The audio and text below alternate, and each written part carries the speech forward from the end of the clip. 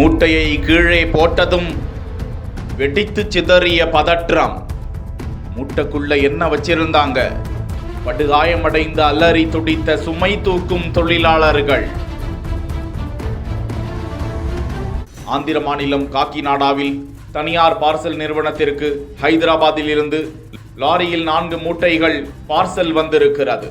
அதனை லாரியில் இருந்து இறக்கும் போது சுமை தூக்கும் தொழிலாளி ஒருவர் அந்த மூட்டையை மேலில் இருந்து கீழே வாங்கி தூக்கி போட டமாரியன பயங்கர சப்தத்தோடு பெரு நெருப்போடு வெடித்து சிதறியது.